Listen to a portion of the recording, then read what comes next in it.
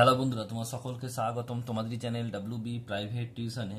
তো আজকের এই ভিডিওতে আমরা ক্লাস 7 টাফ অ্যান্ড দাঁত 2024 যে কোশ্চেন ব্রাঞ্চে তোমাদের দ্বিতীয় টেস্টের জন্য ক্লাস 7-এর দ্বিতীয় টেস্টের জন্য যে 244 নম্বর পেজে যে স্কুল রয়েছে হচ্ছে Ashoknagar Banipith girls high school HS. তো এই প্রশ্নপত্রের সম্পূর্ণ উত্তর নিয়ে আজকের এই ভিডিওতে আলোচনা করব। তো চলো ভিডিও শুরু করা যাক। তোমার যে দ্বিতীয় ইউনিট টেস্ট পরীক্ষা হবে তার সময় থাকবে 50 মিনিট, ফুল মার্কস হবে 25। এই প্রশ্নপত্রে দেখো তোমাদের যে রিডিং কম্প্রিহেনশন সিন নেওয়া হয়েছে দ্য মোগলি এবং দ্য উলফস, তার ইউনিট 2 থেকে নেওয়া হয়েছে। এক নম্বর প্রশ্ন কি বলছে, রাইট ট্রু ফলসলি করতে হবে এবং সাপোর্টিং স্টেটমেন্ট দিতে হবে। একটা বলছে Akela was the leader of the wolves, এটা কি হবে? অবশ্যই ট্রু হবে। এখান থেকে এটা কি লিখবে দেখে নাও, সাপোর্টিং স্টেটমেন্ট লিখবে দেখে নাও। লিখবো Akela the great grey lone wolf who lead all the pack by strength. Number প্রশ্ন কি বলছে, Mowgli the name was given by the father wolf, এটা হবে ফলস হবে। এটা সাপোর্টিং স্টেটমেন্টটা কি লিখবে দেখে নাও।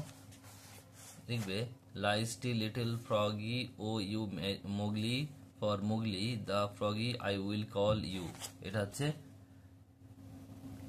মাদার উলফ বলেছিল, এটা ফাদার উলফ হবে না, ওইটুকু লিখবে শুধু। এরপরে বিয়ের দেওয়ার প্রশ্ন কি বলছে দেখে নাও। Write answer the following question. একটা হু ওয়াজ আকেলা,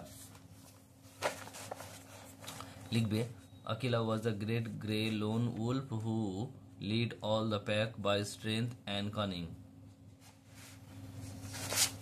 নেক্সট প্রশ্ন বলছে দেখো পরেরটা, সিয়ের দাগের complete the following sentence with information from the text. একটা মোগলি উইল হান্ট, এটা হবে কি? লিখবে Shere Khan as he had hunted Mowgli. Next রয়েছে 2 নম্বর প্রশ্ন, then the only creature allow at the pack, উত্তর হবে কি? ইজ বালু দ্য বিয়ার। এরপর রয়েছে দেখো ডি এর দাগের ফাইন্ড দ্য নিয়ারেস্ট মিনিং, এটা গ্রান্টেড আছে, এটা উত্তর হবে কি? Allowed, ALLOWED allowed. এরপর রয়েছে দেখো রিডিং কম্প্রিহেনশন আনসিন রয়েছে, দেখে নাও। বলছে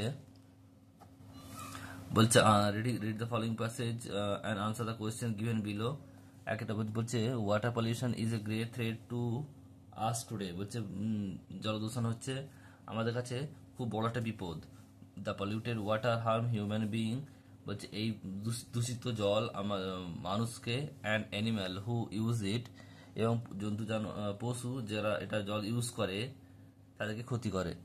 বলছে sometimes drinking water is polluted with pesticide, বলছে কিছু কিছু সময় যে খাওয়ার জল, পানীয় জল, সেই জলে কিছু পেস্টিসাইড থাকে। পেস্টিসাইড মানে কি? কীটনাশক। বলছে ওয়াটার পলিউশন ক্যান কজ, বলছে অ্যাকিউট অ্যানিমিয়া বলছে ইনফ্যান্টিস, বলছে জলদূষণ বাচ্চাদেরকে অ্যানিমিয়া রোগে আক্রান্ত করে। একটা বলছে দেখো আনসার দ্য ফলোইং কোশ্চেন্স, বলছে হোয়াই আর পেস্টিসাইড হার্মফুল, উত্তরটা কি লিখবে দেখে নাও। লিখবে pesticide are harmful because it kills insect and small animals. পরের প্রশ্ন কি বলছে, complete the following sentence with information from the passage. The polluted water effect human being and animal who use it, এটুকু লিখবে। তারপর সি এর প্রশ্ন বলছে find out the word which meaning the following, বলছে chemical substance use to control harmful insect, এটা হয় pesticide. এবার গ্রামার ভোকাবুলারিতে আসি, কি বলছে দেখো। বলছে ডু অ্যাজ ডাইরেক্টেড, একটা হচ্ছে identify the tense of the sentence. একটা বলছে এটা he has gone to sleep, এখানে দেখো হ্যাজ বা হ্যাভ আছে আর ভার্বের সঙ্গে থার্ড ফর্ম আছে, তাহলে এটা কি হবে? এটা অবশ্যই প্রেজেন্ট পারফেক্ট হবে।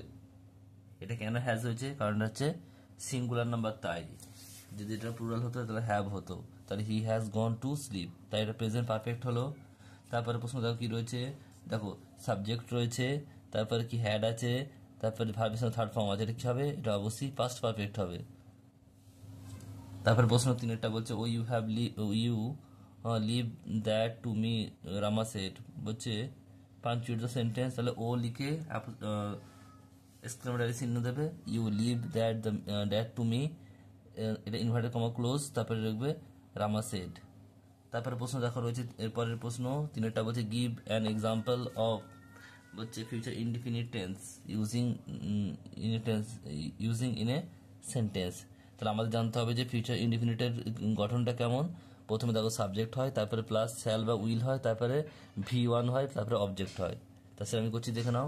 তার রাজা এটা হচ্ছে কি সাবজেক্ট, তারপরে হচ্ছে উইল, শ্যাল উইলের মধ্যে উইল, তারপরে হচ্ছে দেখো গো মানে হচ্ছে V1, আর টু কলকাতা অবজেক্ট। পরে প্রশ্ন দেখা রয়েছে চারেরটা, fill in the blank with proper tense। বলছে শের খান বল tell the it to mother wolf, use the present perfect tense. তাহলে কি বললাম, প্রেজেন্ট পারফেক্টে কি হবে, হ্যাজ হবে, হ্যাজ বা হ্যাভ। এখানে দেখো শের খান হচ্ছে সিঙ্গুলার নাম্বার, তাই একজন, তাই এখানে হ্যাজ হলো। আর টেলের থার্ড ফর্ম হচ্ছে কি টোল্ড, তাই Sher Khan has told it to mother Wolf.